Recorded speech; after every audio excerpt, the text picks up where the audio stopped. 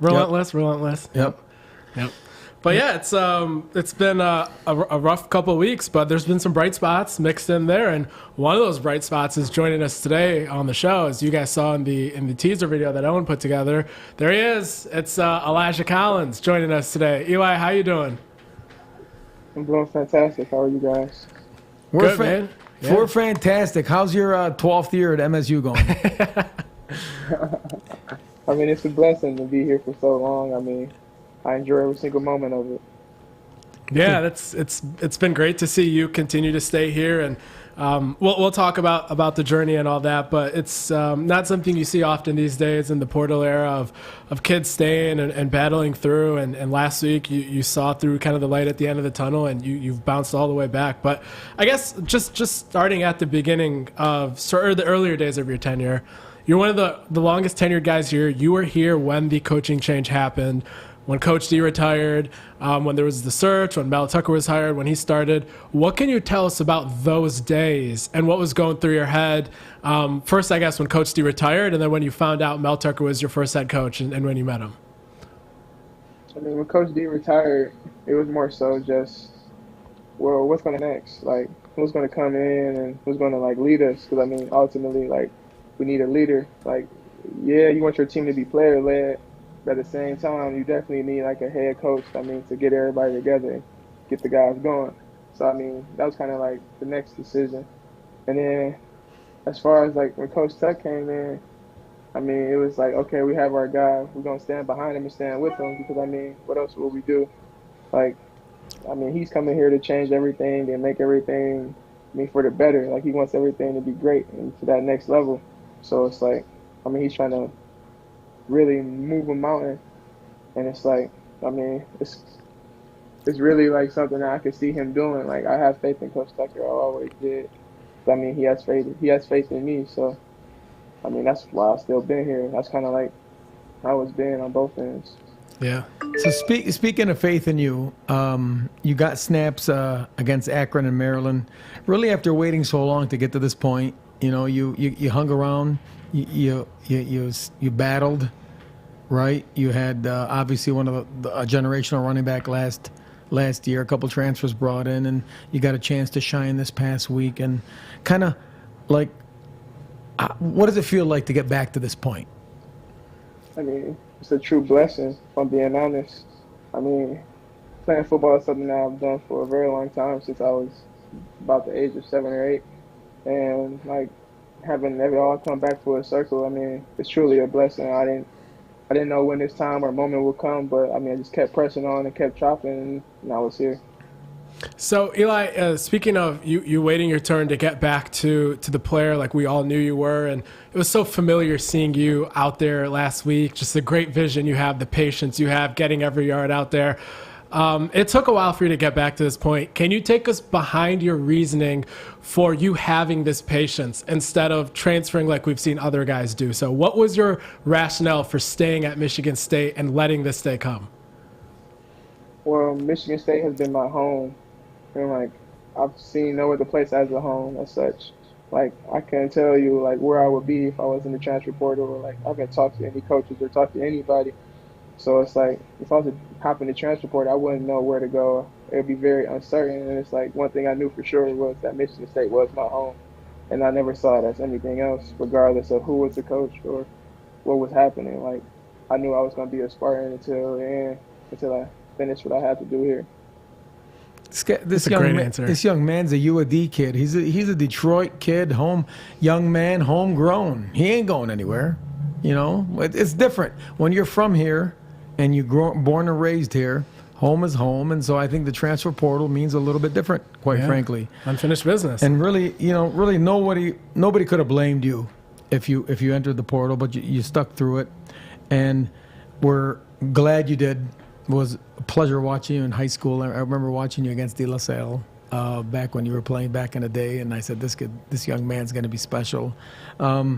Just talking about, you know, your journey and stuff, and different coaches and different programs you've been with. You know, what is the biggest difference, say, between Coach D and Coach Tucker? The biggest difference I would have to say is I mean, you can just kind of just feel like a little bit more juice with Coach Tucker. I was like, you feel me? It Yeah. was towards the end of Coach D's era, and then the beginning of Coach Tuck. So I mean, like he came in with the relentless attitude and the fire that like I haven't seen, you feel me, in a long time. Like Coach D still had that fire, he still had the great enthusiasm, he was still getting things done. But it's like, I mean, it's always time, you know. Like time is the biggest testament to everything. So like, I mean, after a while, like his time had ended here, and then Right. when Coach Tuck came in, he brought that juice and that fire that everybody kind of was looking for. And it really, I mean, as you can see, it really went well with the team. As previously, we've done great things and looking to do great things as well this year. Yeah, definitely. That's it's yeah. Every coach has their own different style, and there's no right or wrong way. But I think everyone can agree that like Coach Tucker has a lot of juice. He came in with a relentless mindset. But talking about last year, so skipping into Coach Tucker's second year here, what was it like for you to see Michigan State win 11 games? Because since you've been here at Michigan State, I don't believe they've had that kind of a success. So for you to see that finally, what was that like for you wearing that jersey and seeing this team achieve all those team goals?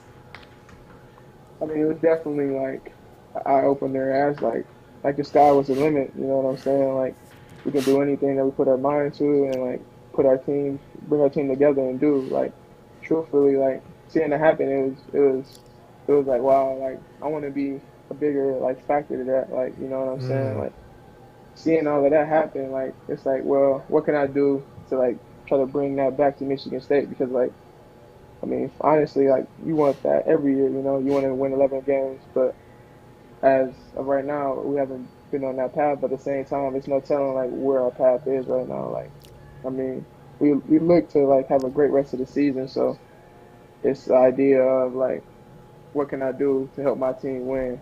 And it's like I'll do anything if I'm being honest. Like, and that's kind of how it was last year. Like, even though I didn't have a big role, I mean, I was still being a contributor to the team, leading where I can, doing what I can to make the team better. So I mean, honestly, just seeing all of that happen was really just like a blueprint. It kind of gave me like the tools and the tips and all the things that I needed to, you feel me, do what was best for my team. Yeah. So being a former player, when adversity hits a team, I just know how hard it is with that avalanche. When you lose 1, 2, 3 in a row, football is not fun that week.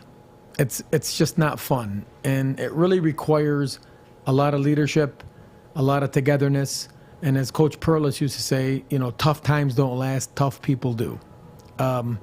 What has this last 3 weeks have been like? And, you know, how do we right the ship? And what's the attitude been like at practice? I mean, it starts with us. Like, it's nobody else. You can't point the finger at anyone or anything. 'Cause, I mean, we've all seen the tapes. We all watched the film. And it's like, we see where we made mistakes. And honestly, we want to correct them and build upon that. Like we always say, like we want to stack. So let's be honest, like after each game, we're stacking. Either it's in the weight room, the film, on the field, whatever we can, we want to stack it so that we can build that up and have that be a focal point instead of a weak spot. So Eli, compared to when you were kind of the top dog here in 2019, team's leading rusher, all the way to now, what would you say has changed about your game or your running style or the way that you play football? Like, what is different now than before? Or I guess is nothing different? I'll leave that open-ended to you. Well, as far as like the change is probably like my decisiveness, as far as like how I'm making my runs, like where I'm going and like my track and everything. Like I'm trying to make sure I make the right read, make the right cut, and not just like in 2019 as like a little kid, I would say.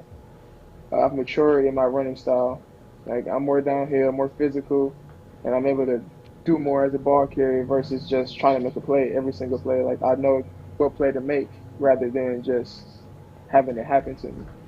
Yeah, so a lot of patience and no yards left on the field last week against Maryland. So definitely saw the same thing there. But when you're going into these games and having this success, I got to ask you, what are you listening to before the game? Or what's your top 5? Top 5? So lately I've been into like more like music from my area. So first rapper being probably Babyface Ray. He's a Detroit rapper, born and raised in Detroit. He's if you're from Detroit or been from that area, you know who that is. Yeah. But then my second favorite rapper will actually be one of my close friends. He makes a lot of music. He also does fashion as well. His name is Sheldon Hawkins. And we went to U of D together, actually. And Okay. His music has been bubbling a little bit on Apple Music, and honestly, I play that almost before like every game. Like I listen to his whole little album, and if I'm being honest, like the first song on this tape is called "The Stars Align," which is also produced by my other friend Nolan. And like, I mean, that's kind of like the playlist that I listened to before. But also my other friend Nate, he also has dropped a mixtape.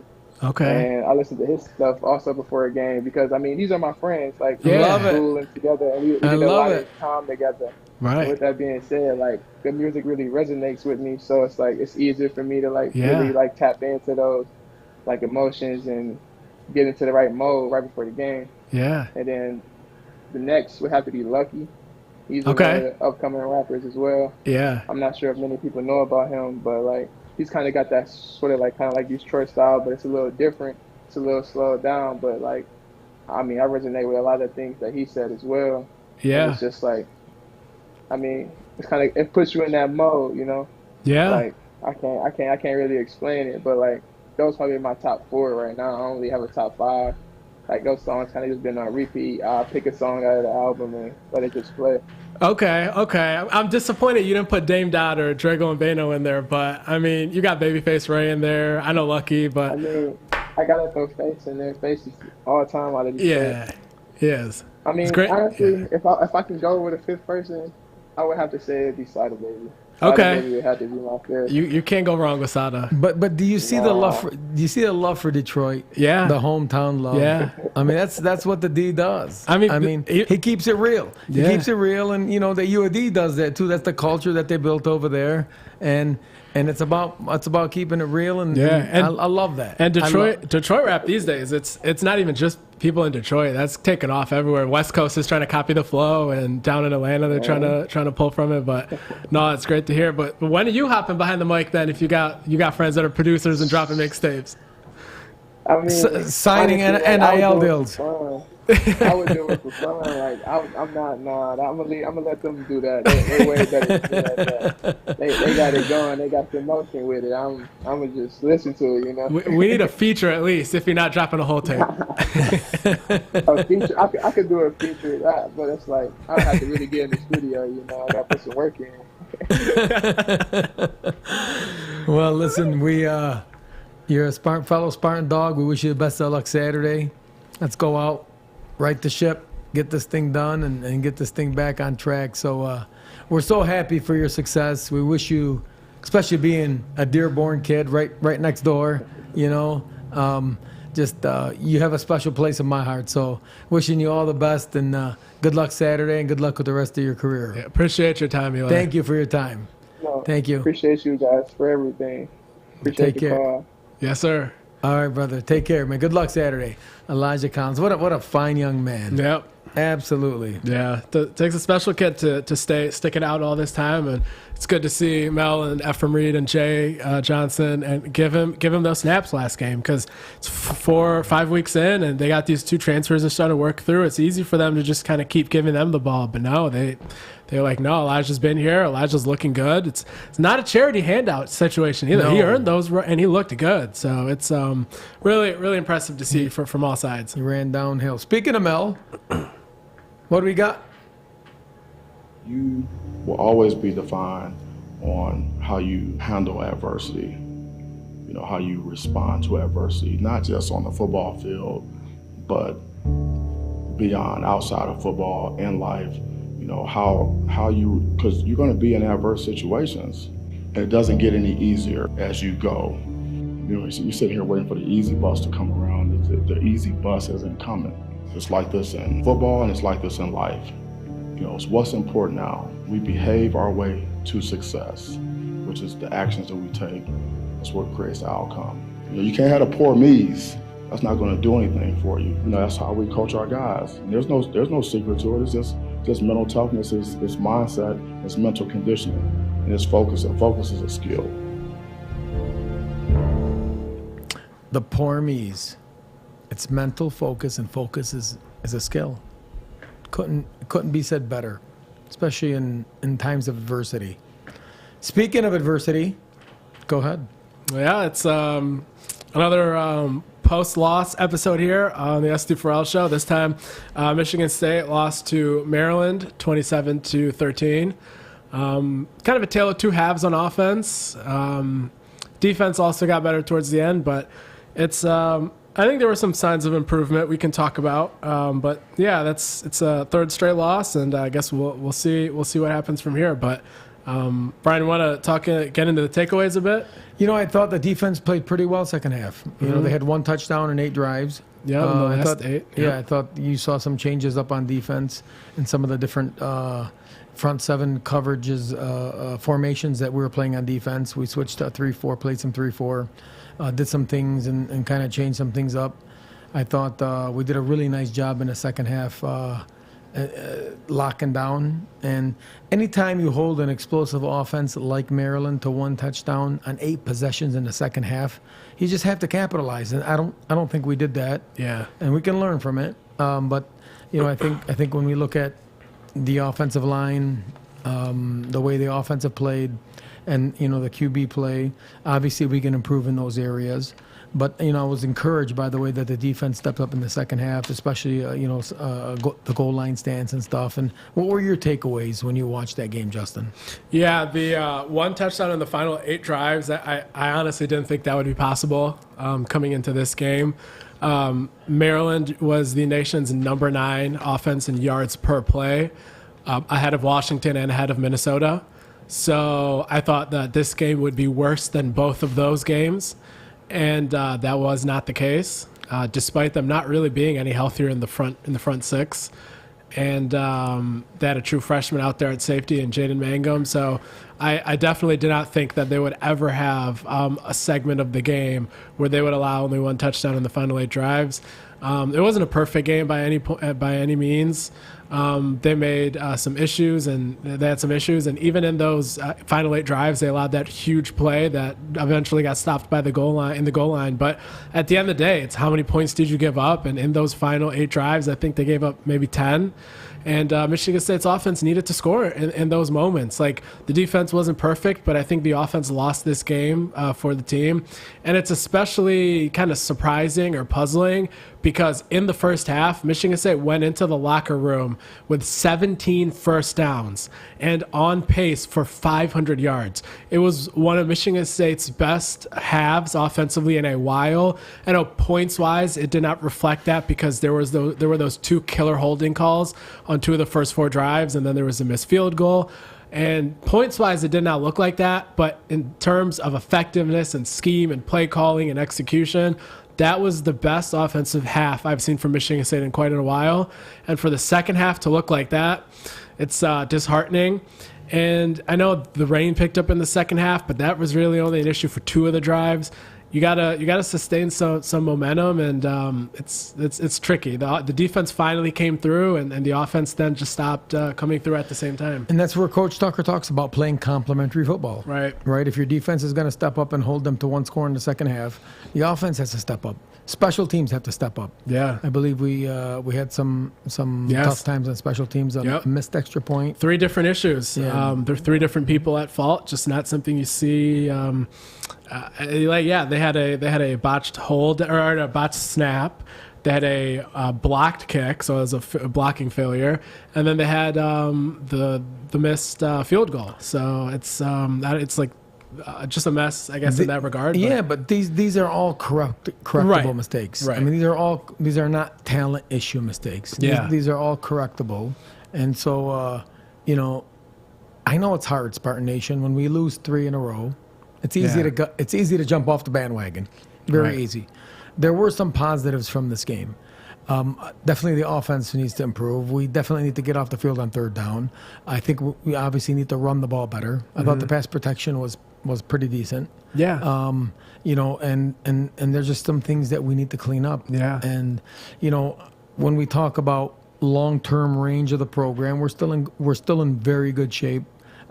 This thing is a little bigger rebuild than some anticipated. Yeah. Those of us that looked at the schedule, looked at the roster, we knew that we had, some deficiencies or some areas where we were going to have some challenges. I mean, Yeah. we knew that. We knew that. We didn't buy into the preseason hype. We saw that there were some deficiencies in depth, but like if Snow was still there and Henderson was still there, you have a coverage linebacker playing, which changes your defense altogether. I know people don't like to talk about injuries, and they say injuries aren't excusable for what's happened. And I agree. I don't think they should have lost by that many against Minnesota. But like, if you lose a coverage linebacker and you're replacing him with somebody, 2D lineman. Yeah, 2D lineman as well. That affects the pass rush. And Jacoby Windman suddenly is getting double teamed because the guys replacing the injured lineman aren't helping. So there goes your pass rush. Your coverage linebacker that you have no substitute for in your depth is gone. And Xavier Henderson is gone. And it changes your entire defense, these injuries that they have. So 4 starters are out on defense. Name them. Right. There's obviously X and Snow. Jeff Petrowski's out. Jacob Slade is out. Chris Bogle's out. So 5 guys that would play more than 40% of the snaps. I believe Simeon Barrow missed 1 game, I think. They've had Maverick Hansen, I believe, out. So they've had quite a few injuries here. And guys like Avery Dunn, who before the season started, you wouldn't have guessed would have been top 10 in snap count. But here we are through week 4, he was top 10 in snap count. So it just kind of tells you, like, they're not going to be able to get a pass rush if guys other than Jacoby aren't getting through and he's double teamed. And if you can't get a pass rush and your best safety coming into the season is out and your only coverage linebacker on your roster is out, your entire defense basically does not have a chance schematically. But that doesn't excuse some of the issues. It does not excuse losing 34-7 to Minnesota. But people are thinking that injuries are just some excuse. They've changed the entire complexion of this defense because of who is injured, the lack of replacements at those points so early in the rebuild, and it's affecting all 3 levels. Hate to make excuses, absolutely, because we all know nobody wants to hear them. But when depth is an issue, when 1/3 of your defense is out, that's going to be a problem. And if the front 4 can't get home, and if you can't put pressure on the quarterback, I don't really care who's in the back end. You're not going to cover anybody. You're just not. This game is now an offensive. It's a quarterback's game. The rules are tilted towards the offense. And if you don't get pressure up front or get home, your back end's going to have a hard time. And I don't care if you have 2 All-Americans at corners. I don't care if you have 2 All-Americans at safeties. Yeah. There's a tweet I put out. You can go find that. It's a video. Michigan State had a play where they had they disguised a coverage on 3rd and 6. They disguised a zero blitz. Kendall Brooks bailed out just before, so they disguised it. It ended up just being a cross blitz. Michigan State rushed, I think, 5. There was press man coverage, so just like the fans have been wanting, and just like they've done a lot of after the Washington game. All the bases were covered. There was a QB spy. Toalia had to step up in the pocket, and there was just a coverage bust. So like they've done all this stuff schematically, and it's just when the pressure gets there, the coverage breaks down. The coverage breaks down. It's just all sorts of stuff. It does. It all snowballs. That's the way it goes. Yeah, even when the play call is good, it's something else then. The play call can look great when you draw it up. Yeah. It can look fantastic. People got to execute. I can drop gorgeous plays. Yep. But it's all about execution. Yep. Football's all about execution. It's all about complementary football. Exactly what Coach is talking about. Mm-hmm. And when there's breakdowns up front on the defense, there's breakdowns up front, say offensively or at the quarterback position, breakdowns on special teams, that's not complementary football. Right. And this is what you end up with. So it's going to take time. It's going to take time. But coming into East Lansing, and let's jump to the MSU takes on the Buckeyes. Coming into East Lansing is a juggernaut. Yep. Right? Heading into East Lansing, 4 o'clock, MSU takes on number 3 Ohio State. And a prolific offense. Yep. And one in which, we've historically, over the last few years, have had a tough time defending. Yep.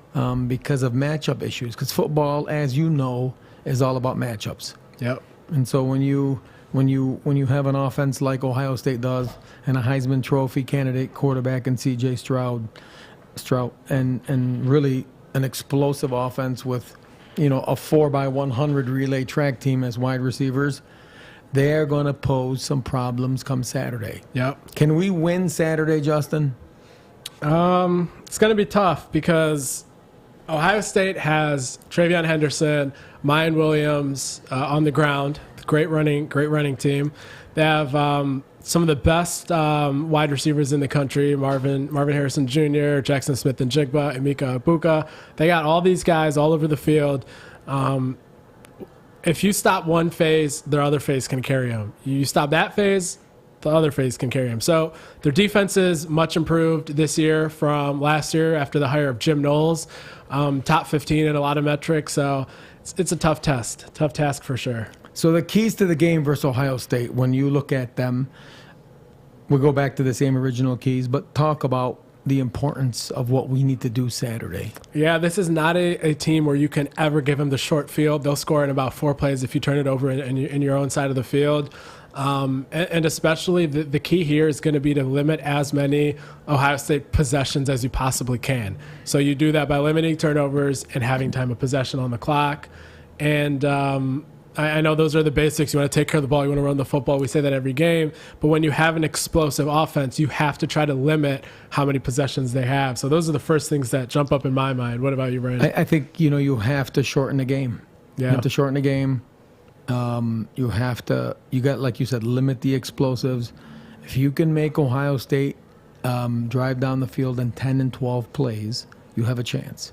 If you can run the football, you have a chance. Yeah. If you can get pressure on the quarterback, you have a chance. Yeah. If you don't do any of those things, you do not have a chance. That's just that simple. If you look at the formula where that team down the road beat them last year, they ran the ball and they brought pressure off the edges. And if you can do those two things against the Buckeyes, we can win this game Saturday. Now, those are two big ifs. But if you can do those things and control the line of scrimmage, and really you got to get home. You got to get home. You got to limit the explosives, and you have to run the ball to shorten the game. You go back to 2015. Shorten the game. Ran the quarterback a lot. Ran the play clock down a lot to 1 second, 2 seconds, and really, really shorten the game. That's how you attack Ohio State. Yeah. Yeah, they're going to have to run the ball in order to do that. And they're going to have to be committed to it and try it. I know fans are going to be annoyed and saying stuff like, oh, why are we running the football just after 2 runs failed? But no, you have to be really committed to running the football, and you have to keep trying because you have to run the clock. You have to have as little, fewer possessions as possible against C.J. Stroud. So got to commit to the run. QB1 has to have the best game of his career. Yeah. For us to win Saturday. Yeah. QB1 has to have the best game of his career. Yeah. And, Jacoby Windman, we need to free him up to get some pressure on the quarterback. But you're absolutely right. In a game like this, you cannot abandon the run. I don't care if it's 14-0. Yeah. I don't care if it's 17-0. Yeah. You cannot panic and abandon the run. Yeah. Because you have to shorten the game. You have to make it a 1-score game going into the fourth quarter. And it requires patience. And we might give up those intermediate routes. And it might drive Spartan Nation crazy, giving up, 12-yard arrow routes, 12 and outs, 10 and outs, 9 and outs. Yeah. This is the game where I would play that cushion coverage zone defense, but without the miscues we saw in the Washington game. In the Washington game, there were some issues where guys were just covering open grass and there was nobody there, and that can't happen. I'm not a proponent of that. But I do think that frustrating defense that a lot of people don't like, you might have to play that this game. Yes. Because if you're having Amir Speed and these guys cover Jackson Smith and Jigba and Marvin Harrison Jr. by themselves, man coverage down the field, what you're going to be giving up is 2-play, 3-play touchdown drives. You might have to settle for that frustrating defense this week. When I look at the players to watch, I get a headache. Right? You get a headache when you look at C.J. Stroud and, like you said, Smith Jigba, yeah. and Marvin Harrison and Travion Henderson. Is he back this game? Yeah, Ryan Day said earlier today that he expects Travion Henderson back this game. You know, those pose all kinds of matchup problems because you know as well as I do, football is a game of matchups. Yep. It's how do you match up against a team. You know, we matched up very well against that team down the road last year because they were run heavy. We didn't match up very well against the Buckeyes last year because they were pass heavy. Yep. And it was the other way around for that team down the road facing Ohio State. They matched up well because they pressured the quarterback and they ran well. Right. And so football is really all about matchups. On the defense side of the ball, you know, when you look at Denzel Burke and Zach Harrison and JT Tuamalo, Yep. yeah, I mean, these are forces to be reckoned with. And as you know as well as I do, from 1 to 100, Ohio State is about as deep as it comes in the Big Ten. Yeah, it's. I watched the Ohio State Notre Dame game again as a rewatch to kind of scout what they were doing. Their defense is so much better than last year. The stuff Jim Knowles is doing with that active defensive line, their defensive line is nothing like last year's. Last year's defensive line was getting pushed around by Michigan and other opponents, and against Oregon shredded them up the middle. This defensive line under Jim Knowles is completely different. A whole different team. They were blowing Notre Dame off the ball. I'm going to tell you what, though. You want to catch Ohio State, you play them first game of the year. I mean, that's where you catch them first 1 or 2 games. And then by this time of the year, they're humming. I mean, they're humming. So they're coming to East Lansing. It's a huge task. A huge task. Can we do it? Absolutely. Football is the most fascinating game in the world. The most fascinating because anybody can beat anybody on any given day because it requires 11 on each side of the ball to execute. It is fascinating. And it is really a one and done environment. So, you know, do I count us out Saturday? Absolutely not. Do we have a history of upsetting the Buckeyes when it looked like we had no chance? Yes. Does the past matter for Saturday? No, it doesn't. But you know as well as I do, anybody can beat anybody. And if we come out and play our game, we have a chance to hang in there and make it a one-score game and you know, make it very interesting in the fourth quarter. Yeah. I think if you ask me the blueprint to how it gets done, which I think that the odds are low, but I think what the blueprint would be, you have to go back to your first couple weeks in terms of the takeaways. They have to force fumbles. They have to not commit any turnovers of their own. That should contribute to them having more possessions in Ohio State. And then, like you said, Peyton Thorne has to have the best game of his career. And the offense is going to have to lead the way. And Michigan State's defense is going to have to play closer to how they did in the second half against Maryland than in any of the other quarters this year. But that's the blueprint. But I guess, like I said, we'll see how likely it is. You heard it here first. Prediction for Saturday. MSU 9, Ohio State 3. Not me. That's what I'm predicting. Take it to the bank. Jack Stone coming up big. Defense pitches a gem. That's my prediction. All right? Jack Stone. I believe. You have to believe at first. You have to believe. So, on to the next topic. Yeah, it's basketball season is around the corner. We have Midnight Madness this upcoming weekend. And I know when I was a student there, that was a great event. Follows his own camp out, which I had a great time at. I think, Owen, do we first, I think we have a video of Midnight Madness. Yep. Yeah.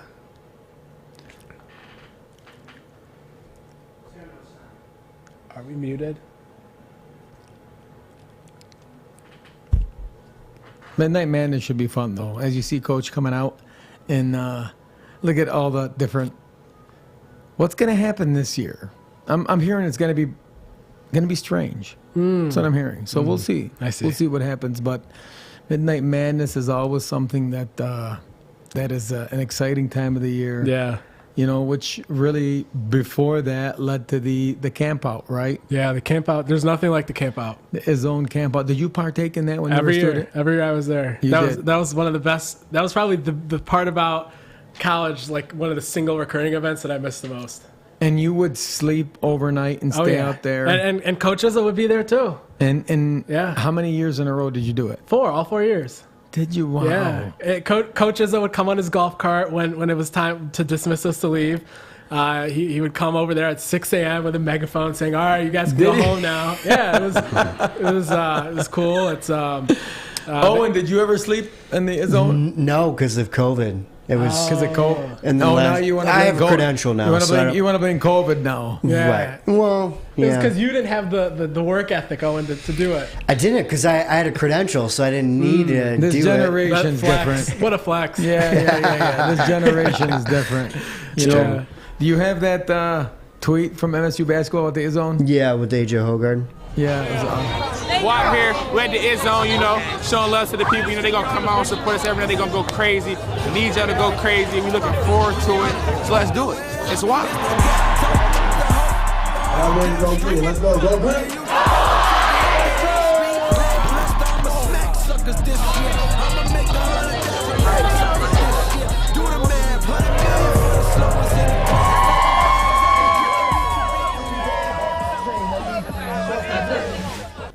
that is aw- you talk about a great culture. Yeah. When I was there, we didn't have that. I don't even know if we had the Breslin when I was there. I don't remember. But What was the student section name when you were there? Was it Judge Jungle back then, or? the Breslin, my first couple years, I believe it was Jennison. Then the Breslin came. I don't remember. Wow, that was a long time ago. Hey, Did it have basketball feels back like then? yesterday. I'm sure Okay? it does. Yeah. Just because we had leather helmets when we played, right. that's different. Black Okay. and white film. It was black and white film. So I mean, it was just back in the day, Right. right? We're all listen. Like I said about MSU, we're all temporary, and it is an institution that lives in perpetuity. So anybody who thinks they're bigger than the institution and thinks they're going to outlast the institution is going to be in for a rude awakening. So we're going to leave the night tonight with Owen's MSU Athletic 360 update. Owen, what do you got for us?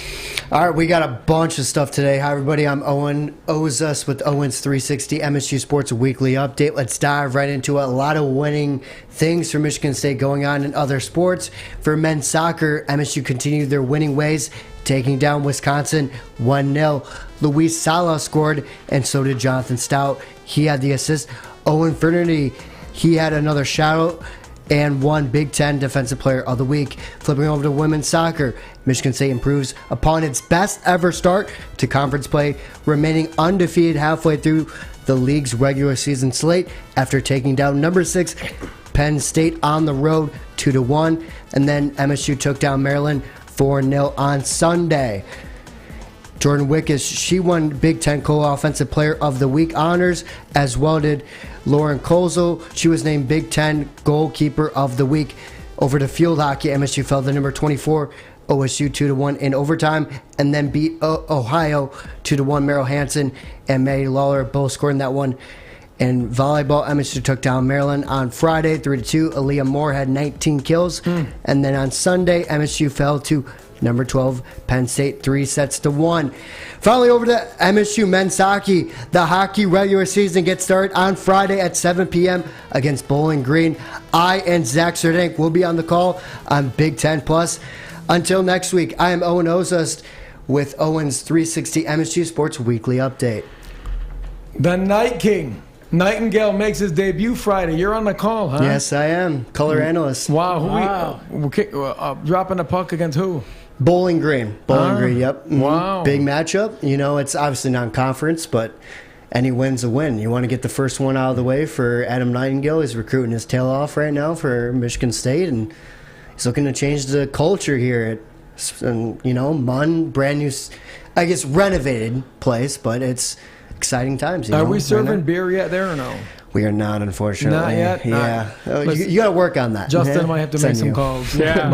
Justin can make some calls. But the Night King. The Night King, Yes, Coach sir. Nightingale making his presence felt, and congratulations to those women's, some of the women's athletes, and being Big Ten Athletes of the Week, and nice win for volleyball. Penn State's always tough in volleyball, so beating Penn State's tough, but we're just going to keep chopping. If it's volleyball, if it's field hockey, if it's football, if it's basketball, we're going to keep chopping, and we thank you, everybody.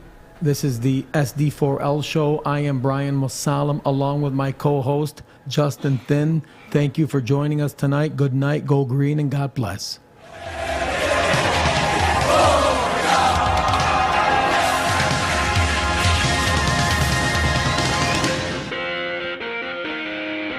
Please close your eyes, turn around, and count to 9. When you open them, I will be gone. Okay.